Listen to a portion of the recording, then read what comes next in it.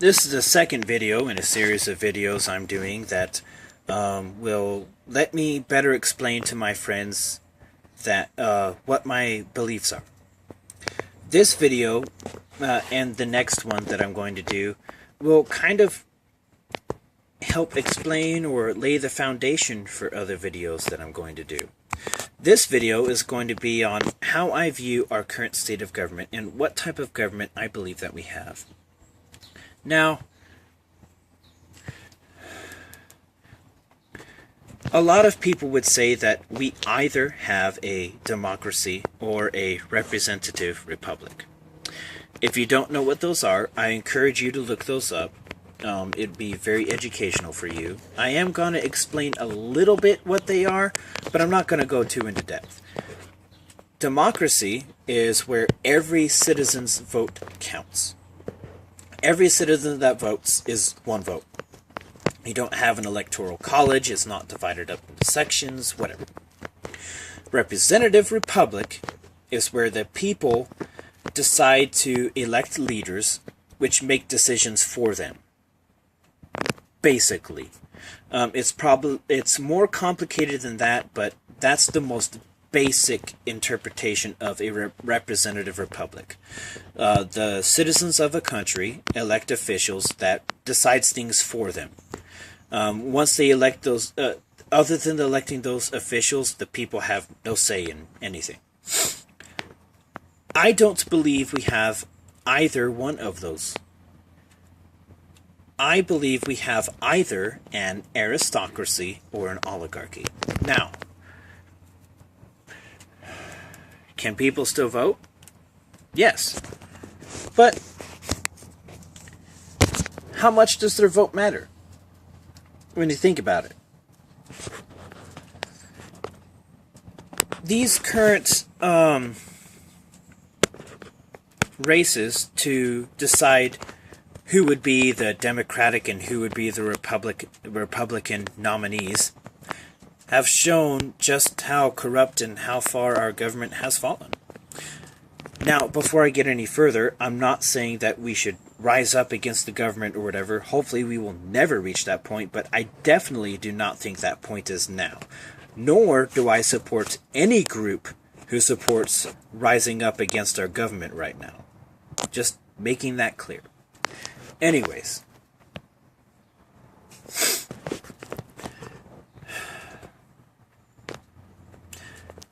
There were several things that were let out. I'm not talking about the recent email leaks, though those do play a part in this, of when Hillary Clinton was running against Bernie Sanders. A man found out what his county majority was, and the majority was voting for Bernie Sanders. Now, he reached out to his representative because his representative had said that she would vote for Hillary Clinton no matter what. Now, he was rightly angered because she had been elected with the assumption that she would go with what her people decided, not what just she wanted. She went against that. She voted for Hillary Clinton anyway. So all of those people's votes basically went into the garbage can. They didn't matter. That's the danger you run into with a representative republic. Is that your representatives may or may not agree with you. They may vote against what the majority thinks. Should they go with the majority? Yes, because they were elected to represent that group of people. But will they? Maybe, maybe not.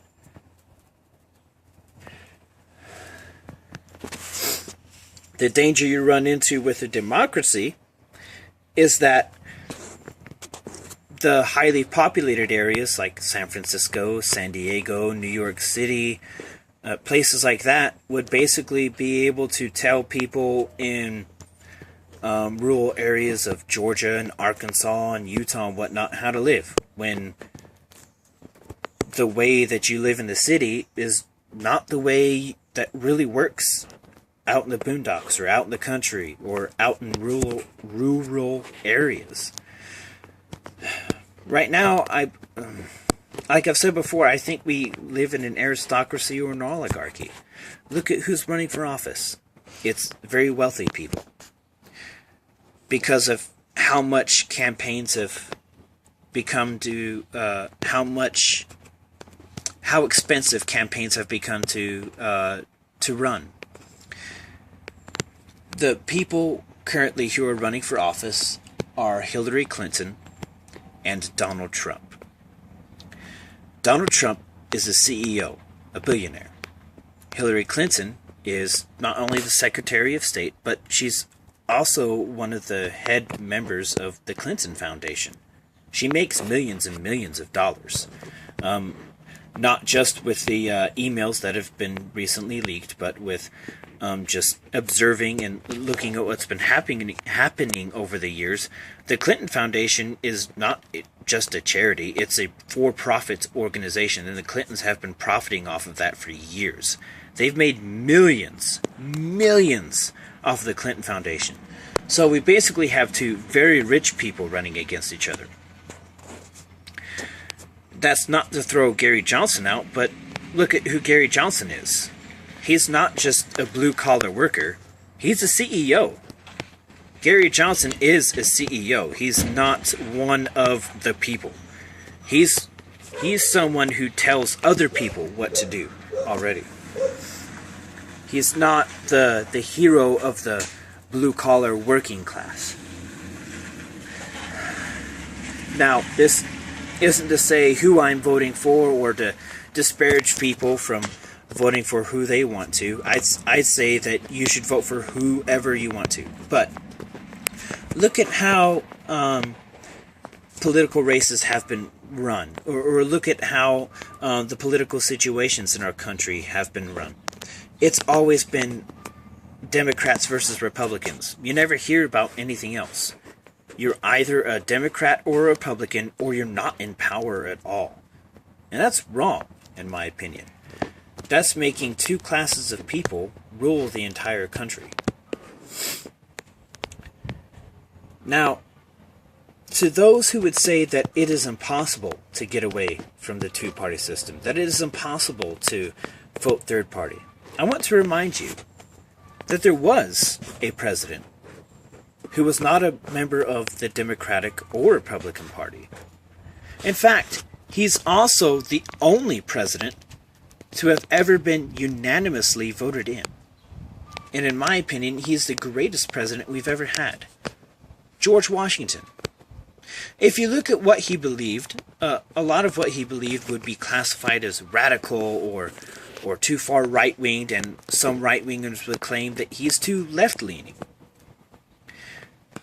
But he had a very different view of political parties than what we have now. He thought they were horrible.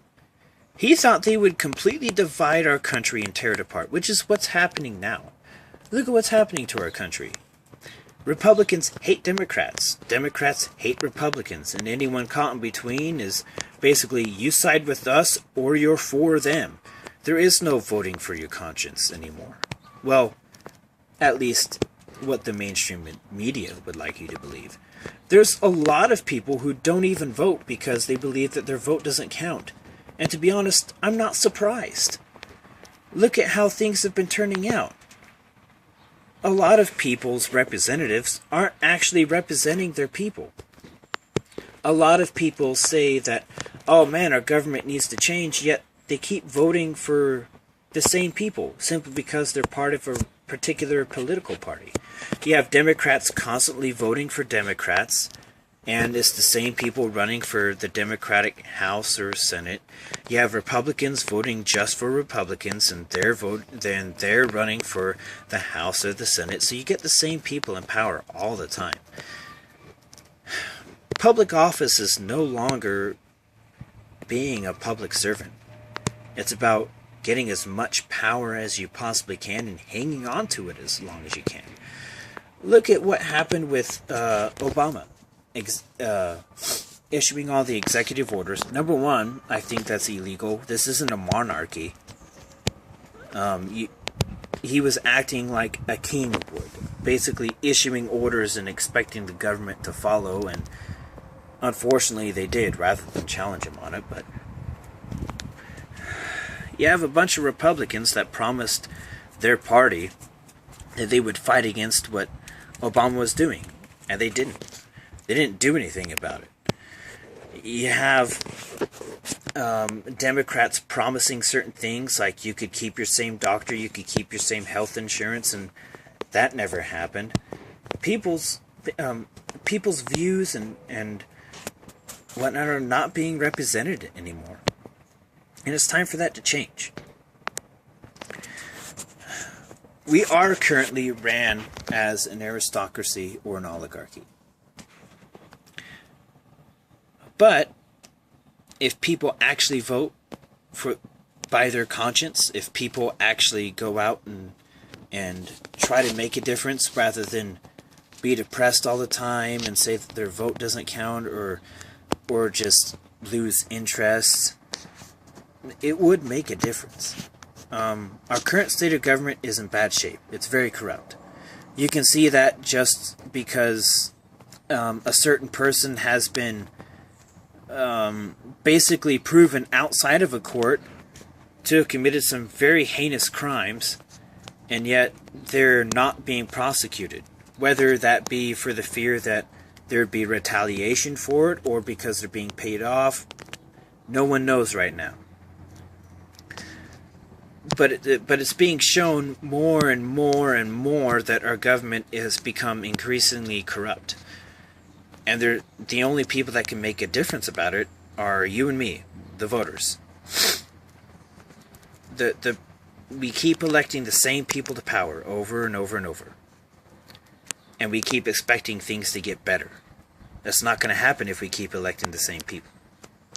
To be honest, I'm pretty proud of Utah's representative, Jason Chaffetz, for what he's doing. He's actually trying to make a difference and trying to bring down corruption in the government, but not everyone's like that. So if you want to see America become a democracy or a representative republic, get out and vote. Or do something about it. Don't sit in your home on election day in your house and say, oh, my vote doesn't count. Go out and do something about it.